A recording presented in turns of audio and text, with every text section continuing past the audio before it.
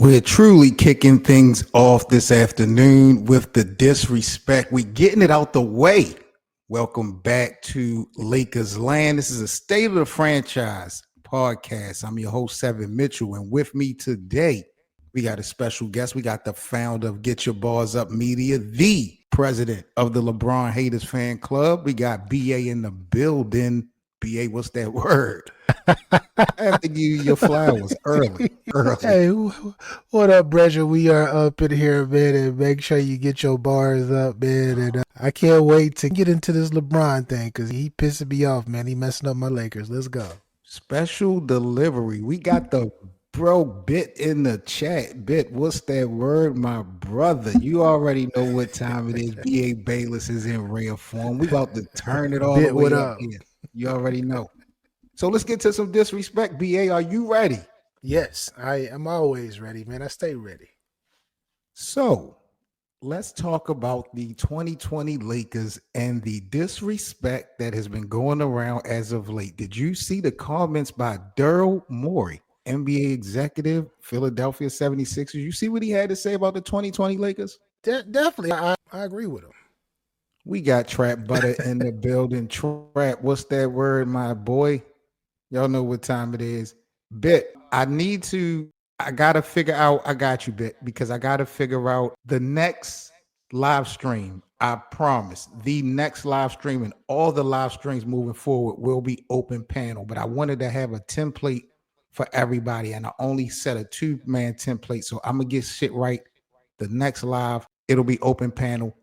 Everybody will be invited, but me and BA about to just tackle these things down real quick. So for those that's been out the loop, Daryl Morey said that the 2020 Lakers title has an asterisk on it, and people around the league don't believe it was a genuine championship. Now, this is an argument that myself, BA, Hank, Bit, everyone in part of Lakers land, we've had this conversation a year and a half. This is what Daryl Morey had specifically to say about the Lakers winning the 2020 bubble championship. He said, had the Rockets won the title, I absolutely would have celebrated it as legitimate, knowing the immense effort and resilience required. Yet everyone I speak to around the league privately agrees that it doesn't truly hold up as a genuine championship. Perhaps the lasting legacies of the NBA bubble is that the NBA should be proud of its leadership at the beginning and the end of the pandemic, even though the champion will forever be marked by an asterisk. My God. First of all, drop a damn bomb for the disrespectful Daryl. So, Shout out to Daryl Morey. I hear BA over there grinning ear to ear. What's your reaction, you hater, to what Daryl Morey had to say about my damn Lakers trying to discredit our championship? This is so I agree with him to an extent. And what I mean by an extent is that for those who know and who've been around in this time and day, we all know that that's bubblegum. That was a bubblegum championship. That's all it was. Wow. It was nobody in the stands. It was silent. It was kind of like they was playing practice rec league basketball during that time or whatnot. I got 4 months off, all of this. Not like I agree with them. But to the extent part is 10, 20, 30 years from now, it's going to be marked down as a championship. And people are not going to be talking about if it's in the bubble or where was it at or anything like that. It's similar to Tim Duncan's first ring in that shortened season, that lockout season. I think it was 50-something games or whatnot. You really going to sit here and say with a straight face that people disrespected Tim Duncan's championship the way they disrespected LeBron's 2020 title? You feel like you've seen the same energy? Really? They did that for quite some time, but 20-something years later, people don't talk about it. They're just like, oh, that's his first ring. And people don't even mention David Robinson because they didn't like David. So they did hate on that ring on that shortened season. But it's like, for now, for the ones, we know that was bubble gum, man. That was spearmint gum. Explain to me, by it being so bubble gum, why did people participate? Because this was not a forced tournament. So because they weren't getting paid. Remember, the NBA wasn't paying the players. They went to go get a check. They went to go get some money. That's why they went back to the bubble. The ones that felt comfortable or were scared because of the CV-19, those are the ones that stayed back. But the ones that was like, man, let me get this extra little bread. I'm bored, and let me go get some money. They went to go get that money. So you mean to tell me, because you are a basketball historian just like me, If some other team would have won that championship, it would have got discredited with the same energy. Yes, anybody who would have won that championship. Say Just that. So stop the it. team, remember the team that everyone was thinking was going to win was Kawhi, Paul George, them, right? It was the Clippers. If the Clippers would have won that championship, they would have clowned the hell out of the Clippers. Y'all could never win a real championship for LA. It's all about the Lakers. Yeah, it would have been the same thing, bro. What do you have to say to the argument that the 2020 championship was the toughest, the most challenging championship in NBA history to have won? That's cap. It was no pressure at all. And you got LeBron up here talking about, oh man, it was like the movie The Shining. I went outside my hall room, then I thought I seen the little bike rolling through the hallway, and I was just going crazy, man. It was arguably the toughest that I've ever had to. Get out of here, LeBron. Stop it. He capping, just like he capping right now. Practicing in other facilities across town. Stop it, LeBron. It just amazes me, people, and all across the board, how we just totally disregard focus, how we totally disregard commitment. It's just at the back seat of this thing that we love called basketball. Here we are in a scenario where we lose Kobe Bryant at the beginning of the year, him and his daughter in a horrific helicopter accident. The COVID-19 pandemic hits. The season gets suspended. They opted to come back. The whole format of the play of the game is different now. They're in a bubble. And the Lakers find a way to be resilient through all those trials and tribulations of that year, win the title, and you have the nerve, along with the rest of these people in the NBA community, to disrespect it. What other team could have went through those ups and downs, BA, and won a championship? Any team could have did that with no sound and everything. It's like open gym, man. No hecklers, no none of that, man. Come on, no pressure.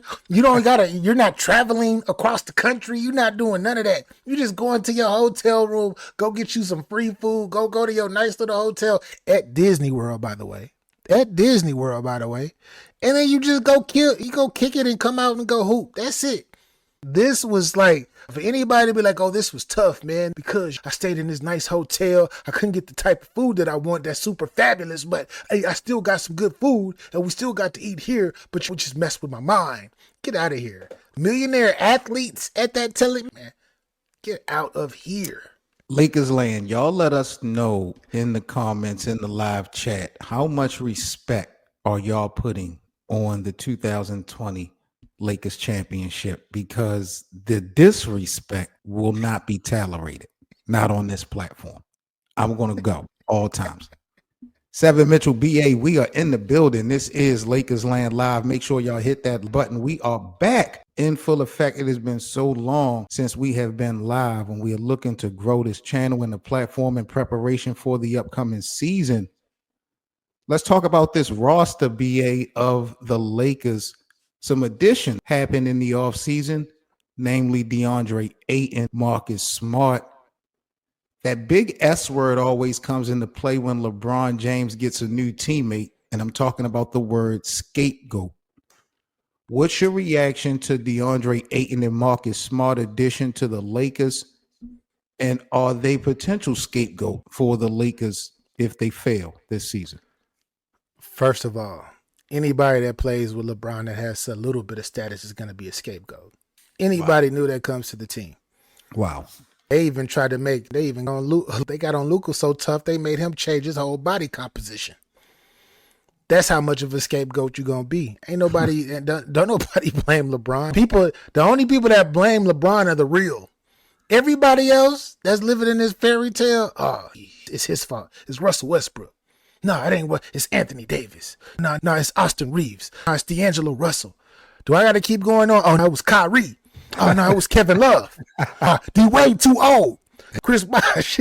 Come on. I can keep naming. This is how nasty we're. Oh, no, it was J.R. Smith. He should have passed LeBron that ball even though it was just one game. Man, come on, man. Been doing this for ages, man. So they are going to be scapegoats. Exactly. So Trap feels like Ayton is going to be a top scapegoat. BA feels like he's going to be, these guys could be potentially scapegoats. When you look at the mission, though, BA, when you look at the assignment of needing the big man, what the Lakers were looking for from a roster standpoint, losing Dorian Finney-Smith.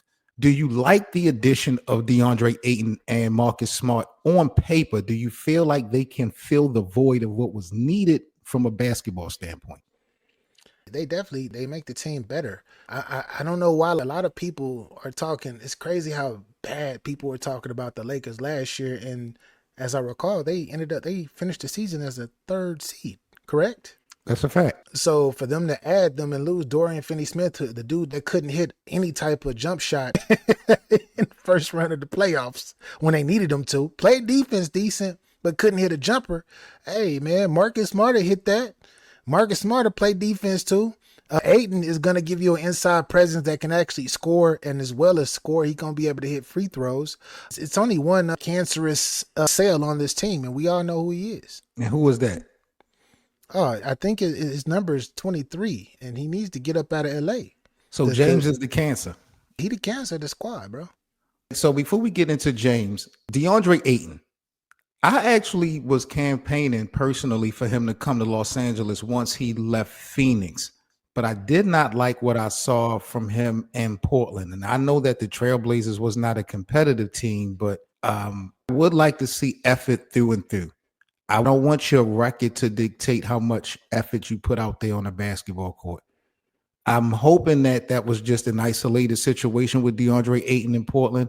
I hope he is ready and committed to play Los Angeles, because it's going to be a lot of responsibilities and not going to be easy, even though he has Luka and LeBron, his job, his assignment, his role is going to be very pivotal, because the Lakers, the fan base, have been crying for a big man for the longest time, even Anthony Davis.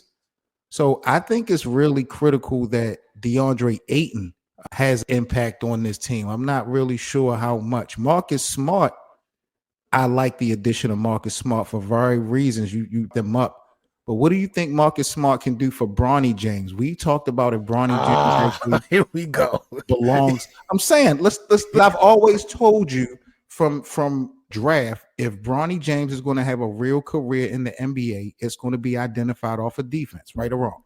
I've been saying that from day one. Right? Correct. Yeah, we all been saying that part. So yeah. Looking at what Marcus Smart brings to the table, you don't think that helped Bronny James' development? I think Bronny is Bronny had to get it out the mud for real. Everything was given to him, so I'm already questioning his mentality in general. Really? And yeah, I'm questioning the kid almost died 2 years ago. He can't. Yeah, y'all are so disrespectful. You just added to my point. He almost died a few years ago, and he's for the Los Angeles Lakers with a guaranteed contract. That doesn't even make sense in itself. That shouldn't be it. Like, he shouldn't be on this roster. But what I will say is, will he camp him out? Definitely. But Marcus is a dog. He's always been a dog. I just don't see Bronny being a dog. Could he develop that? Sure, he can definitely develop that. But I don't want to make this about Bronny, because Bronny still got a lot to prove and he got a lot to show. He's still living off of his pop's name. He has yet to make his own stance. And I know this is his second season, so we're going to see what he do, because in Summer League, he was looking terrible. Terrible. So with a straight face, you're going to sit up here. We got Capo in the building. Capo, what up? You're going to sit up here and be able to straight face and say that you haven't seen any improvement from Bronny James since the Summer League of the rookie campaign. You're not seeing anything. No, I haven't seen anything. Remember, this is the same dude that was going and he was lighting it up in league, scoring 30-some points here, 30 here, and all of that stuff, and he still laying eggs against the players. This is unbelievable. I'm just saying. Like, I see no improvement. What you see? Bro, I'm seeing improvement all over the board. You ain't named one. And defensively. That's a generic answer. I need to hear in particular what. You need a box score. I need the particulars over here. You talk. Hey, you up with you today? I need some particulars. That's a fact. Let me get it together now. All right. Well, check this out. I mean, with your Bronny James, I'm seeing improvement. I can't highlight anything specific to go at you, but in my heart, I feel like he's doing better. Dalton Knecht, talk about the other rookie that was drafted. I mean, you a roller coaster How do you feel like this thing is going to play out ultimately with DK, Coach Reddick? Like, where do you think this thing is going to end with Dalton and the Lakers? I'm so upset that Dalton didn't get a chance to go to Charlotte because I feel he is like Dalton is a 20-point scorer, a future 20-point scorer in the NBA. But he just got to get his reps and he got to get his time. But if he's constantly looking over his shoulder, then I'm sure you got the cancerous object, as we just talked about in LeBron James. You got all of this stuff happening, and then your coach is the team. This franchise to trade you low key, and then they expected you to come back, and then you got a couple DNPs and everything towards the end of the season. And you couldn't even contribute, but you was lighting them up at the beginning of the season when you were actually playing. So I don't know how it's going to work out with him. And I just wish that they would just let him go to Portland, let him go to Charlotte, let him go to Washington, let him go somewhere where he can actually show his game. Because the Lakers ain't going to let him do it. Yeah, let him. Yeah. Bro, it's really point the finger because the blame go around. When there was opportunity for Dalton to capitalize, that we blew it. I'm not happy with the way JJ in this front office, as well as this coaching staff, has really handled him since last October. I agree with you, bro. At this point, it's probably time for him to go. I don't see how this relationship could be mended.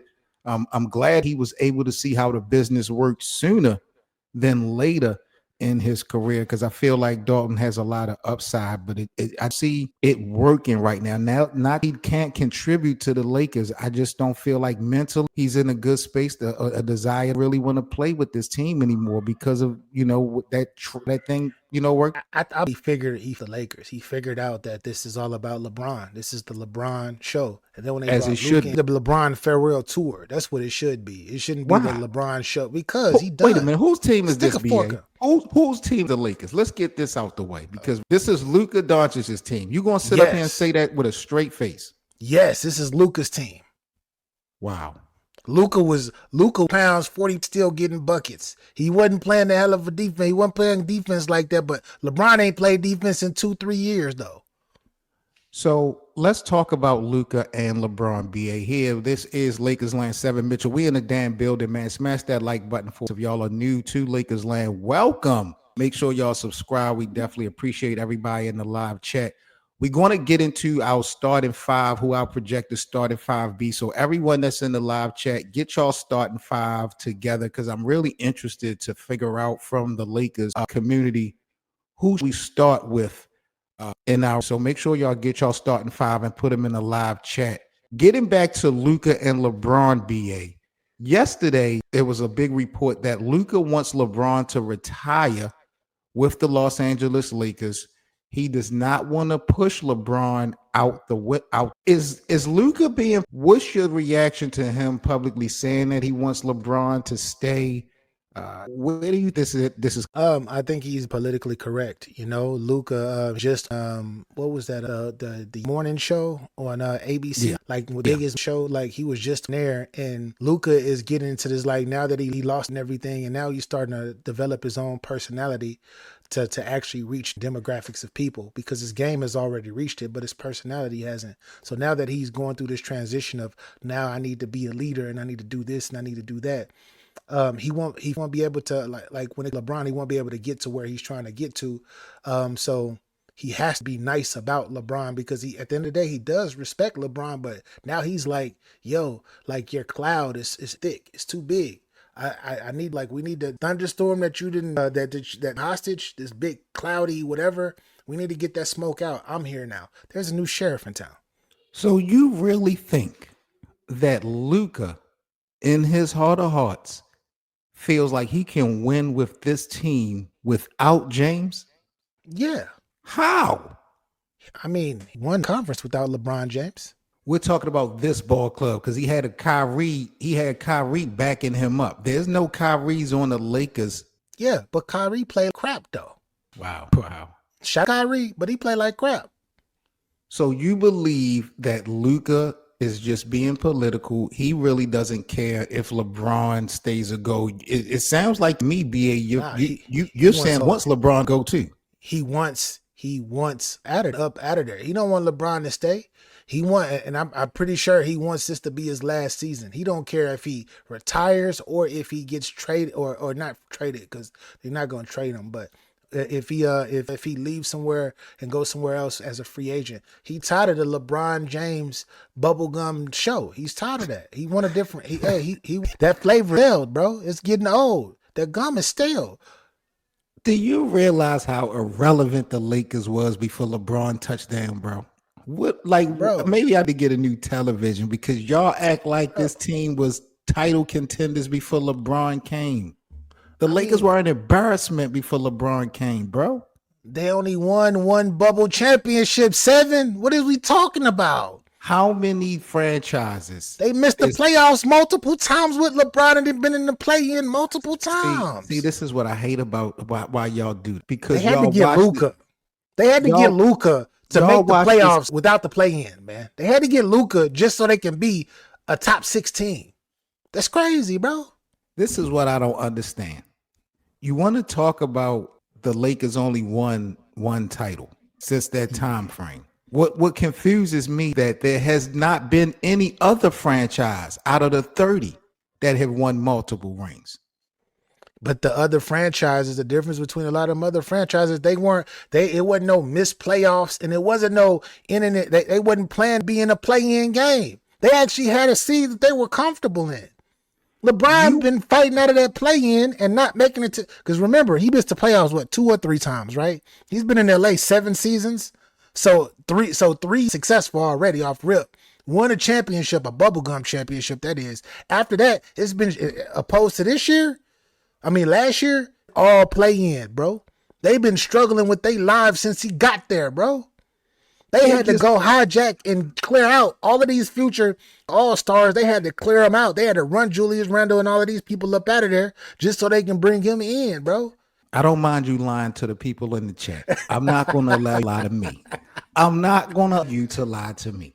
You didn't want to bring up the Western Conference Finals appearance. You want to totally disregard that. They got swept 7. When did the Lakers get eliminated in the play-in? Since you want to talk about how we in the play-in. When did the Lakers ever lose in the play-in?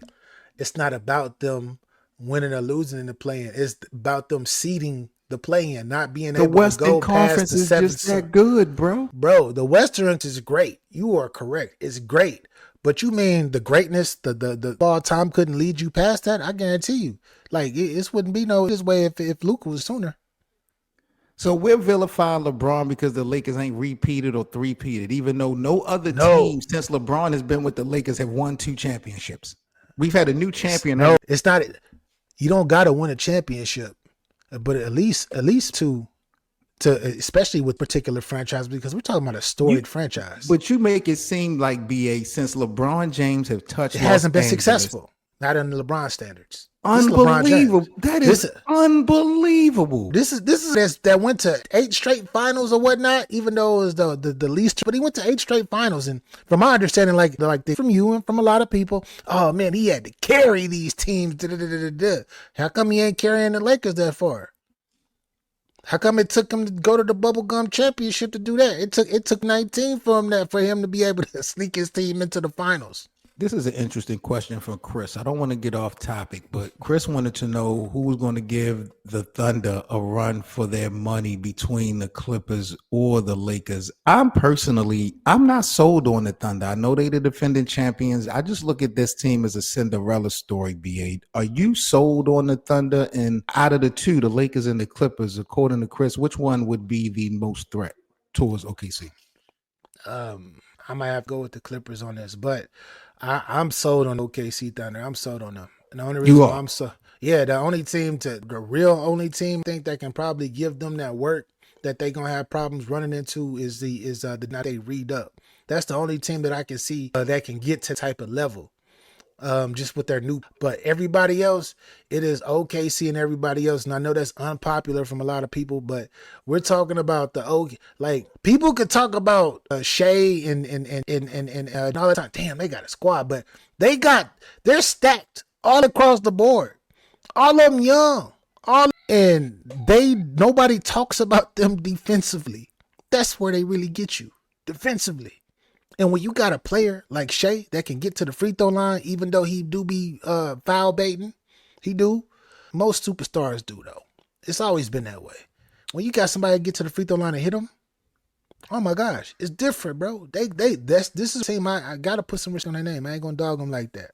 Let's see what the Lakers Twitter is talking about. Jay says if Dallas trades for LeBron, I'm more excited for the Lakers' depth return than LeBron uniting with AD and Kyrie. Getting Clay, Gafford, and PJ is nice. So hypothetically, if this was a trade, who would have won? I think even. So you would embrace Klay Thompson in LA? Yeah, I would definitely embrace Thompson in LA because he don't got to do. We don't need you to do anything but just spot up and shoot. We don't need you to hold the best player, the best two guard. Go hold somebody. Go hold the weak link on the other squad, and you'll be straight. We just need you to hit jump shots. The Lakers would get destroyed if this was to happen. What the hell? Who gonna stop LeBron, Kyrie, and AD? Who? LeBron gotta play defense. AD gotta be healthy. Kyrie gotta be healthy too. We talking about, bro, we not doing this. We talk about the geriatric player. Bro, this ain't that young youth energy type. Nah. Cooper, nah. Got game. Got going this little time or whatnot. But yeah, the Lakers could actually, with Luka over them three go over there, yeah, it'll help them. And I think LeBron would fit in with Dallas, but that would disrupt whatever they got going on because they gonna run out of gas once they get to the play-in. All right. Last but least, before we get up out of here, and another quick reminder, all of the State of Franchise live streams, I do apologize. I'll make sure that I have a template ready. This will be open panel live streams. Every time we go live, we'll have open panel. But I'll make sure that I have the template ready so I can bring you guys up. Starting five, before we get up out of here, BA, what would your starting look like for these Lakers now that we've got the addition of DeAndre Ayton, Marcus Smart, and a couple of others? Who would you start the season off with if you were Coach Reddick? I'll probably have LeBron 6 man. Now let me stop. Oh my God! Let me stop. Oh, I'm man. just joking. I'm joking. God. Smoke crack, don't you? Smoke crack, don't you? That's crazy. That's crazy. I would have. I would a bit actually. Bit would I was similar to what Bit, but it would be Luka instead of have to start AR, Bron, Ayton, and yeah, that would be starting 5 there. Everybody else come off the bench. So you're going with Luka, Austin, LeBron, Ayton, and Rui. Rui. So nobody's playing no defensive impact in this. Cool with that. All right. What other defense? You got one person that's gonna get out, and he getting older too. 7. One other defensive player. Who else gonna play defense? Who else can play defense in that starting lineup? I'm bringing in. I'd rather have, for purposes of having some firepower in the second unit, I'm letting Vando start over Rui for the defense. He can't shoot those. I understand that. Vando brings us no offensive capability. That's true. He fouled too much. Is he not a better defender than Rui? They're about the same, low key. Stop it. Vando, y'all, just because he played a tough guy role, y'all can't be just got tough. Y'all can't be like, oh, he a good defender. No, that's not true. Vando not that much of a better defender than Rui, bro. We not doing that. He's just a bully.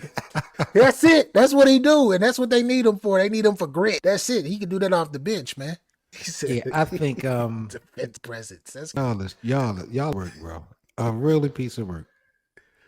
I know. It's that Luka Austin Reeves court. Something needs to be done about it. It really does. Something needs to be done about it. I don't know what to do. I'm not campaigning for Bronny to be put in that starting lineup. I'm not campaigning for Marcus Smart neither. Sounds like Clutch Sports has just entered the conversation. I like Gabe that year, but I felt as far as like he played it and he did better prior the prior season. Gabe is making his way back, and I think that he's able to help. He a better defender than Bronny is right now. Gabe Vincent is a better defender than Bronny. Yeah, that's cool. Any better any. That's cool. For now. For now, for going like 8-9 months from now, it might change. Maybe Bronny might get on new Balco and be just like his pops. Who knows? Damn, He might get on that new Balco. Yo, this is the Franchise Podcast, 7 Mitchell and BA. This is Lakers Land. Appreciate you guys joining us this afternoon in the live chat. Just wanted to come at y'all real quick, kick it with a couple minutes of these Lakers topics. I'll be back at you guys again before the weekend is out. We'll definitely be going to live again because there's a ton of shit to talk about with the Lakers. Yes, sir. I didn't mean to cut your wisdom, sir. What's up with you? What's up with your boy being on this gimmick stuff, man? What's up with your goat? Your goat, man, is over here. He at this he made sure y'all got whoever took that picture got the Clippers background with him out there working out at the Clippers facility. What is he doing? We talk about James? Yeah. He's defying the odds. He's seen a person in year 23, 40-year-old have this much box office presence in any sport. And you get ready, y'all, because LeBron is about to turn heel. It's time to be the bad guy all over again. Y'all want to disrespect? The last thing y'all want is LeBron to be a heel. LeBron about to be a bad guy, and it's about to be a problem for the NBA. You watch. You talk about it. He been a bad guy. Don't nobody like him no more except for the hardcore fans, fake Laker fans who are just LeBron fans. They the only ones that like him. Everybody else keep it real. They know he don't need on that team. People want him to go. Man, come on, Seven. We are out of here, man. Go make sure y'all subscribe to my brother BA at Get Your Bars Up Media. BA, I appreciate you as always, man. You got anything you want to let the people know before we get up out of here? Make sure you get bars up. And 702 asked a quick BA, how you feel about Parsons saying he don't want to play for the Dallas Cowboys no more? Oh, he requested the trade? Like, I'm in my feelings of that. I don't like that at all. But I blame Jerry Jones for that. I blame Jerry Jones because Jerry Jones don't want to pay him, and he's about to go somewhere else and win a title. That's all I can say, man. I don't want to say no more because that's I get on all. I want y'all to look at God. I want y'all to see how God works because I was just about to end this stream and 702 Smooth brought me back to the recollection and the remembrance that BA is a Dallas Cowboy fan. This man disrespects LeBron James, called them all types of losers, but this is a Dallas Cowboys fan. We are going to enjoy this season. I promise you. Damn. It is about to be nasty work. BA, I'm going to holler at you later on this weekend, my brother. All right, bro. Hold it down, man. Lakers land. You already know what time it is. You already know, man. All day, every day. Salute, brother Bit. Shout out to everybody in the live chat. Chris in the building. Big up to you. 702. Big up to you. Shout out to my boy. Big up to Capo. Came through. Trap in the building. Big up to you. Shout out to everybody that catches on a replay. My boy Steve, go shoot as well. Y'all stay safe. Happy Friday. And I'll catch you guys this weekend later on Lakers Land. I'm out. Peace. That's a wrap for today's episode of the Lakers Land podcast with 7 Mitchell. If you rocked with the show, make sure to like, subscribe, and drop a review wherever you're listening. Join the conversation on social at Lakers Land Show and tap in for daily takes, polls, and more. Until next time, stay loyal, stay loud, and always stay Lakered up.